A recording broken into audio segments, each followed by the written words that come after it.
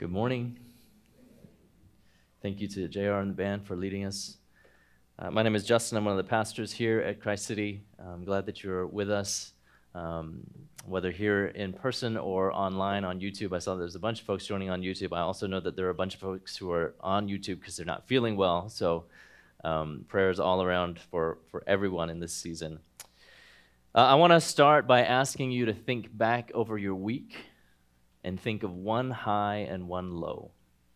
One high and one low. I'm not going to ask you to share it out loud or with a neighbor, so be at ease, my introvert siblings. One high and one low from your week. It might be something that happened to you. It might be something you saw or read or listened to. A high and a low.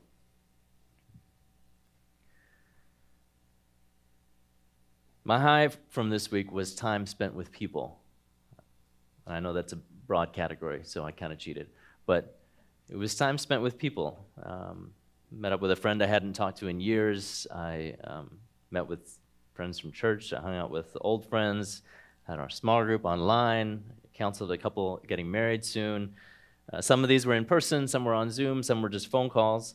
I got to chat with my mom and dad in Hong Kong very briefly, who should be watching right now, at least my mom.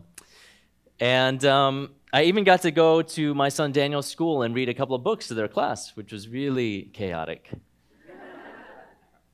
But my cup was well filled by the people I got to spend time with this week. My low from this week, as perhaps for many of you, was all of the awful news, all the things that are happening. Israel's continued siege of Gaza, thousands of Palestinians dead and wounded, thousands of lives lost. I couldn't sleep until the early hours of the morning on Friday night, just because there was too much going on. And then here in America, as JR already alluded to, another day, another mass shooting, this time in Maine. And all of the things happening here in D.C., and all the things not happening that should be happening. It's hard to know when to watch and when to turn away, right? It's hard to know when to say or do something and when to refrain. It's hard to know what to do with all of the feelings, all of the emotions, how to hold the joy and the sorrow together with seemingly so many other things, with too many other things. And yet that has been exactly what our walk through this Old Testament book of Ecclesiastes has been about. It's been about holding hard things together. Holding hard things together. 9 weeks ago, we met Kohelet, the teacher, our guide on this journey, and we were introduced to the catchphrase of the book, everything is meaningless. Everything is meaningless. The Hebrew word hevel, meaning meaningless or pointless, or as Rabbi Michael Fox would say, absurd. Everything is absurd. It's a word that challenges us to live in paradox, to hold seemingly contradictory truths together, joy and sorrow. Life is vapor, and it is that very fact that it is here today and gone tomorrow that makes this vaporous life so precious, so worth living well, so worth defending, as Pastor Matthew reminded us last week. Over the last 2 months, we've made our way through the wisdom of the teacher. We've seen how he sought fulfillment in all things. He talks about pursuing joy in wealth and in wisdom and in women, only to be disappointed by their failure to satisfy in a deep way. Who noted the inevitability, the inescapability of the absurdities of life, that we don't reap what we sow. We don't often get the rewards that we worked for, that death doesn't discriminate, as Aaron Burr might say, between the sinner and the saint. Lisa reminded me of that lyric this week. The series on Ecclesiastes, it's been one of my favorite series, because Ecclesiastes is a book that doesn't avoid the realities of life. The hard things, the conundrums, the injustices. And at the same time, it doesn't wallow forever in despair. It makes room for nuance. It makes room for complexity in the same way I think that much of the Bible does. I think that God absolutely does when we take time to sit still and listen. So often we rush around like chickens with their heads cut off because we're afraid of what will happen when we stop. We're afraid of what will happen if people actually see what's inside, all that we've pushed down and run away from, or all that we've dressed up and tried to pass off as strength. If anything, I think Ecclesiastes has put a mirror up to ourselves by saying the quiet parts out loud. Many of the things we've thought, many of the things we've felt. See, despite that catchphrase that everything is pointless, the book of Ecclesiastes has profound hope in it. We've been reminded these last 2 months that we are better together, that oppression is best confronted by people standing in solidarity with one another, that, as Leroy Barber noted, even overwhelming systemic injustice can be combated by individual actions, by you and by me, that we have a part to play. And as Starlet Thomas demonstrated, holding space to share the burden of each other's suffering is a sacred act. And all of this is part of what it looks like to live wisely. All of this is part of what it looks like to be wise. That's the journey we've walked over the last 2 months, the first 9 chapters of Ecclesiastes. And let me encourage you, if you missed a week or 3, or if you're just joining us, please, I would encourage you to go back and listen. Our small group conversations, our prayer times, the conversations outside of Sunday gatherings have been so rich because we've been navigating this book while engaging with one another and with God and with our chaotic and challenging world. And while I'm here, let me also plug small groups, which is our main vehicle for discipleship in community. We have about 6 weeks left of the semester, and if you can, jump in now. It's better than waiting until January, I promise. Today is our last week in the book of Ecclesiastes, and if you've been keeping track in your Bibles, that means we actually have 3 chapters to cover today, 10 through 12, because Andrea was giving assignments and gave me this one before she went on sabbatical. I won't have time to dive into all 3 in depth today, but I do want to sort of give an express tour of chapters 10 and 11 to serve as signposts as you read through them yourselves. So chapter 10, it reads very much like the book of Proverbs, which in our Bibles is right before Ecclesiastes. It's an assorted collection of sayings loosely based around a theme of foolishness. Foolishness. Now, in the Hebrew Bible, foolishness was about stupidity and wrongheadedness, but more precisely, it was the opposite of wisdom, of living well. Maybe most important, it was the opposite of worshiping God. So in chapter 10, the teacher decries foolish behavior and foolish actions that individuals undertake, but he also denounces foolish rulers. He denounces foolishness in places of power. To give you a taste, he says, there's an evil that I've seen under the sun, the kind of mistake that comes from people in power. Fools are appointed to high posts.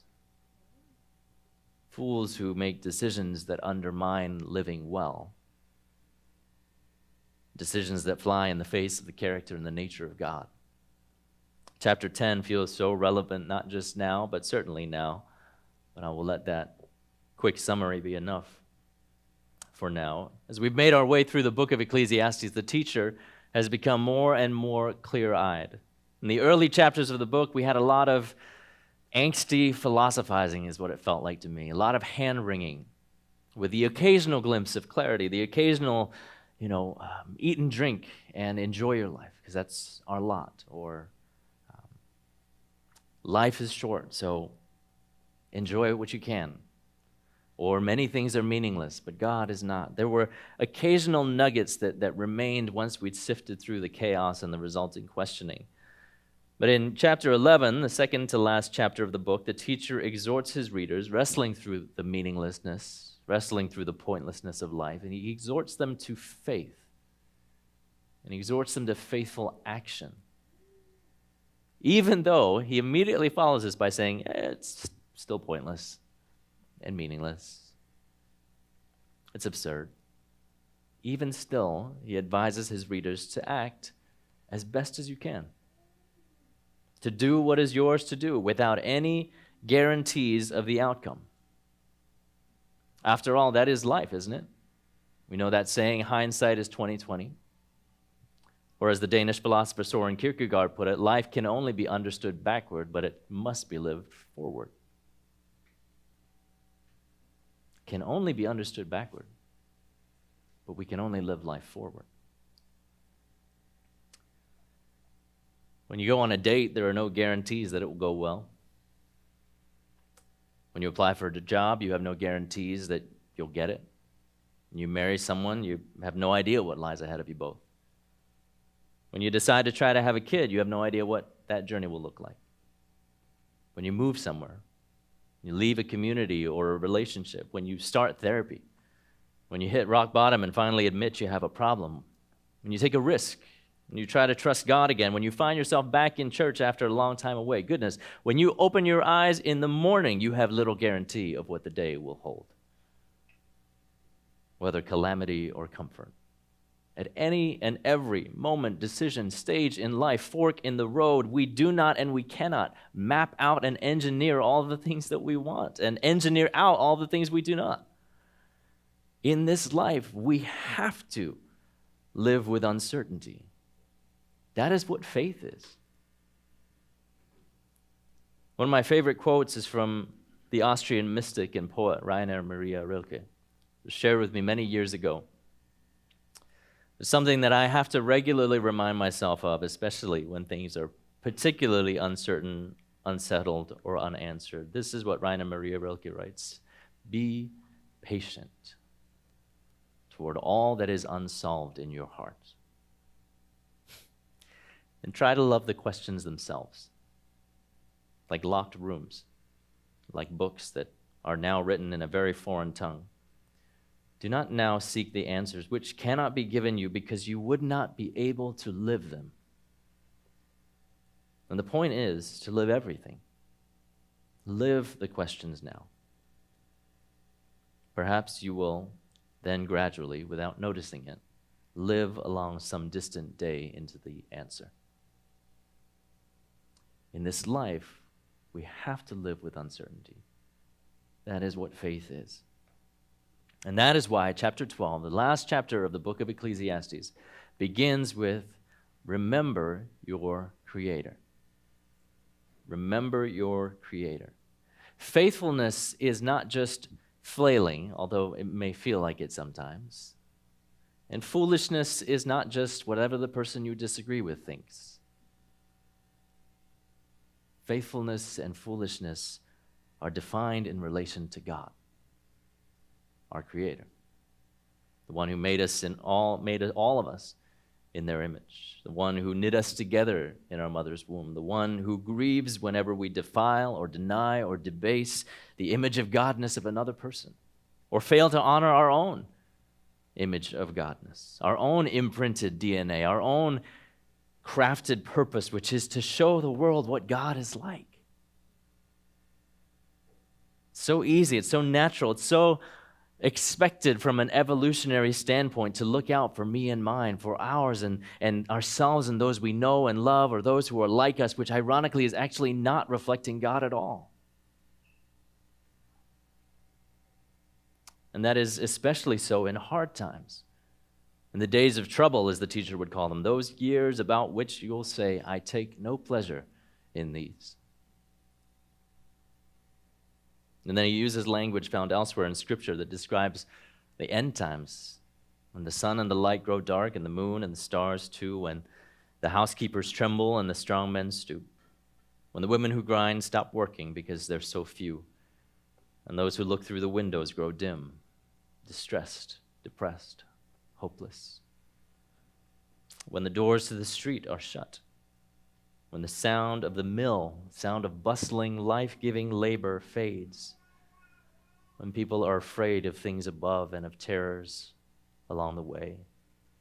And here I cannot help but think of our siblings in Israel and Gaza, afraid of things above and terrors along the way. But I also think of folks in Maine and across the country and here in our city, grieving yet more lives lost to gun violence and more trauma inflicted by our nation's gun sickness. Surely, if we could engineer the outcomes, it would look different. Surely.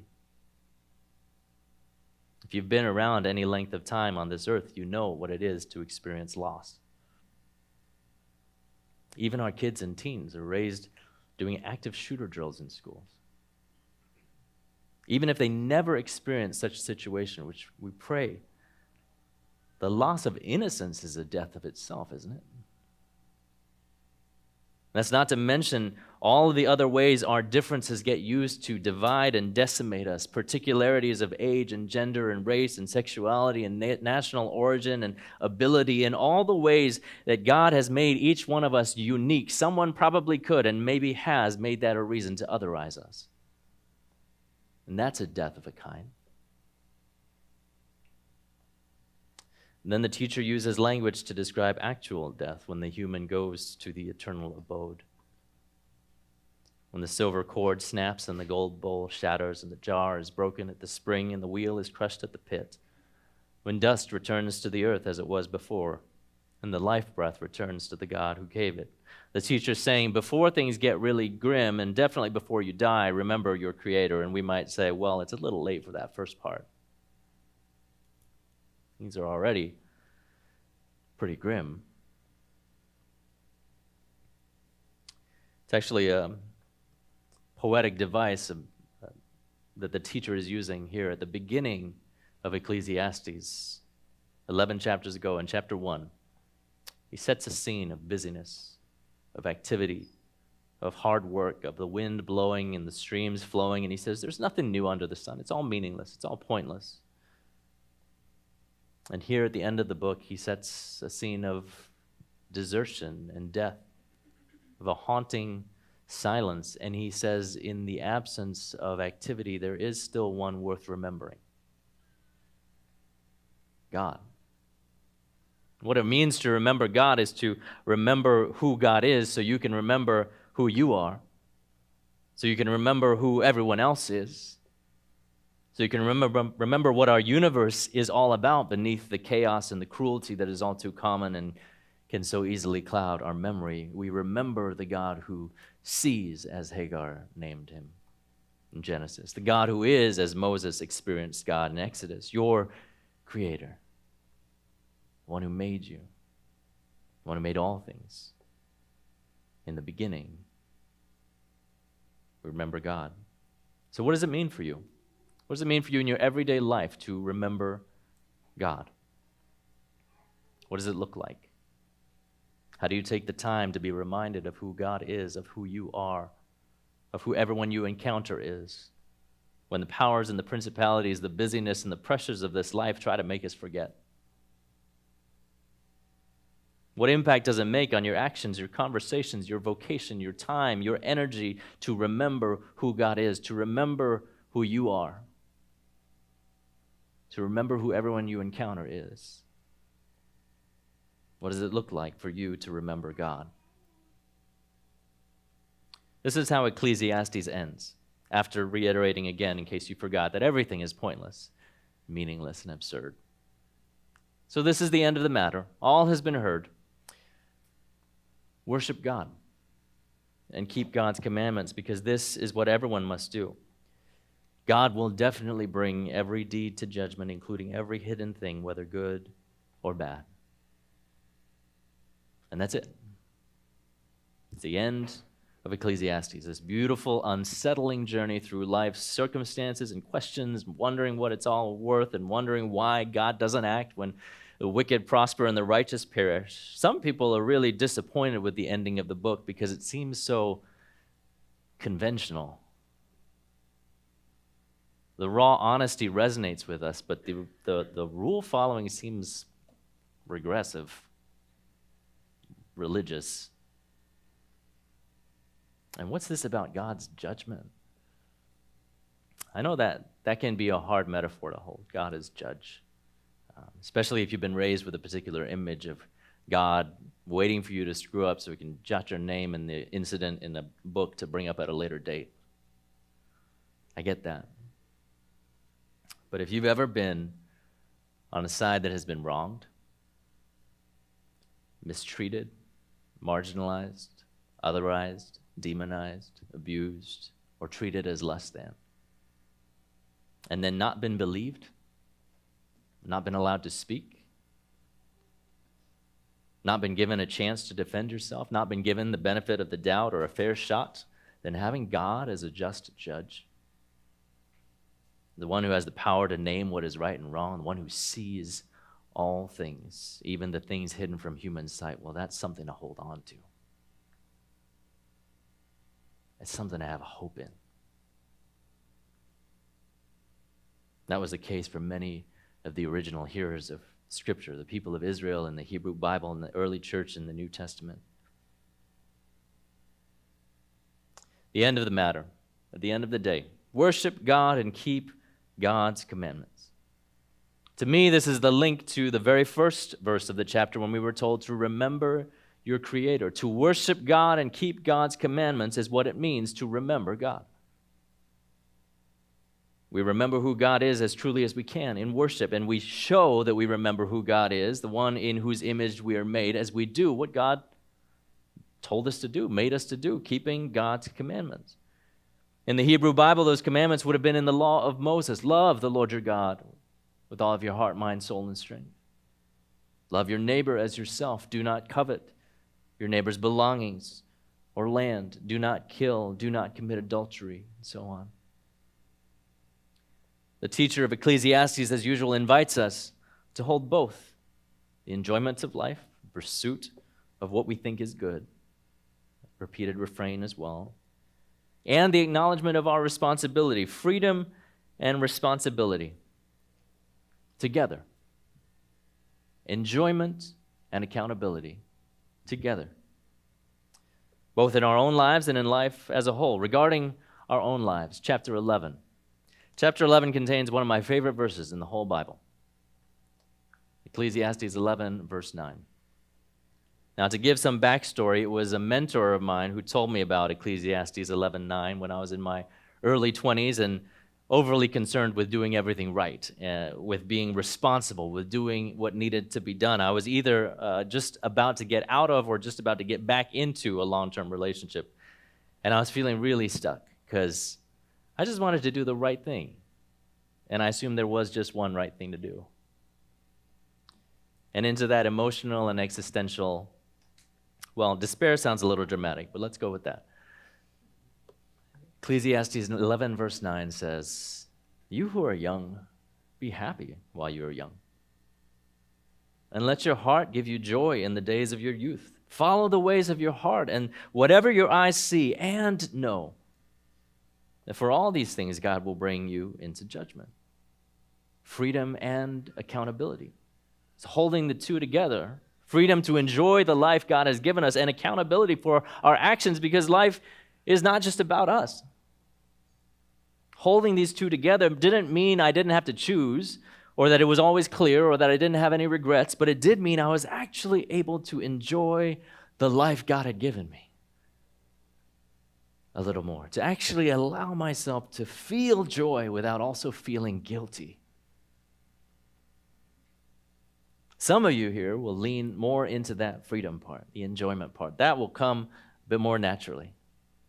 You don't need to be told to follow the ways of your heart internally or whatever your eyes see outside you, but you may need to be reminded that your actions have consequences. And they have consequences not just for you, but for others too. Others here are more on the side of responsibility. You are reliable. You get things done. Perhaps you wonder if there is more to life than duty, or if there will be a day when you don't feel like you have to pick up everyone's slack. For you, perhaps the invitation is to loosen your grip. For all of us, after 9 weeks in the book of Ecclesiastes, I want to finally share with you the meaning of life, as we promised and advertised in our series title, The Meaning of Life. It's been really interesting trying to navigate this nuanced and complex book, which reflects the nuances and complexities of life. It's actually been quite hard to do a chapter at a time without reference to the whole book. It's been hard to do a few verses at a time without continually coming back to the whole. It always feels like there's something else to say, to clarify, to balance, to round out, and all of that also feels very much in the character of the teacher of the book itself. So, what's the meaning of life? Ready? Love. The meaning of life is love. Let me tell you how I get there. The closing exhortations of Ecclesiastes are to remember God and to worship God and to do what God commands, because what God commands is a reflection of who God is, and it reveals who we are as those made in God's image. What were the two commandments that Jesus said were the greatest commandments on which all of the law and prophets hang? Love the Lord your God with all of your heart, mind, soul, and strength. Love your neighbor as yourself. What is the action? What is the commandment? To love. What is the character of God revealed in Jesus, in whom the Apostle Paul tells us is found the fullness, all of the fullness of God? God is love. Jesus is love in human form, and so we remember our Creator. We worship God. We do what God commands by loving. 4th century Bishop Augustine of Hippo said, love, and do what you will. Whether you hold your peace through love, hold your peace. Whether you cry out through love, cry out. Whether you correct through love, correct. Whether you spare through love, do you spare. Let the root of love be within. Of this root can nothing spring but what is good. Love is the meaning of life, and we find meaning in life when we learn, as we learn, to love as best we can in a world where love seems meaningless. It seems pointless. It seems absurd. Loving in the face of hatred, loving in the face of violence, in the face of evil, in the face of suffering, loving in the face of disappointment and despair and death. It is not easy to choose love. It does not always make sense. It often does not. Jesus chose love at every step, and it led him to his death on our behalf. But it was also love that raised him from the dead. The God who is love is stronger than death. I believe that. I trust that. Which means that I try to live as if that's true. That's what faith is, right? We're trying to live as if something is true, even if we don't have all the guaranteed outcomes. And for me, that is that the God of love is stronger than death. And so the invitation remains, dear children, let us love one another, because love comes from God. When I began today, I asked you to look back on your week and think of one high and one low. And as I close today, I want to think of the week ahead. I want you to think of how you might choose love this week. How you might do something loving this week that stretches you. For some, that may be doing something. It may be saying something. For others, it may be not doing something, not saying something. Maybe love this week looks like doing whatever is in your power to confront the evil and suffering in the world. And there is so much of it. There is so much unlove. And so please hear that. Whatever is in your power, clearly, do what is yours to do. You cannot save the whole world. You are not called to it. You are not called to carry all of the pain of the world. Someone else did that already. But all of us are called to do something. This is what Rabbi Abraham Heschel said. Morally speaking, there is no limit to the concern one must feel for the suffering of human beings. Indifference to evil is worse than evil itself, and in a free society, some are guilty, but all are responsible. Cole Arthur Riley, the author of Black Liturgies, posted this over the weekend: if your hope is waning, find those who can sustain it. And when the time comes, you will carry someone else's hope for them. No individual can resist despair on their own. We steady each other. We can't afford despair. So maybe love this week means looking out for those who are struggling and coming alongside them, carrying their hope for them for a few steps. However, you can show the world what the God of love looks like. However, you can show yourself what the God of love looks like. In a world that can at times seem suffocating and pitch black tunnel with no light in sight, a hard place with no hope for joy, remember your Creator, the God who is love. And remember that that God is with you. Would you pray with me?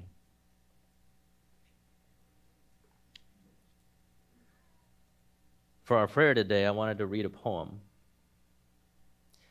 It's written by the Irish poet Pádraig Ó Tuama. This poem is called The Facts of Life. The facts of life. That you were born and you will die. That you will sometimes love enough and sometimes not. That you will lie, if only to yourself. That you will get tired. That you will learn most from the situations you do not choose. That there will be some things that move you more than you can say. That you will live. That you must be loved. That you will avoid questions most urgently in need of your attention.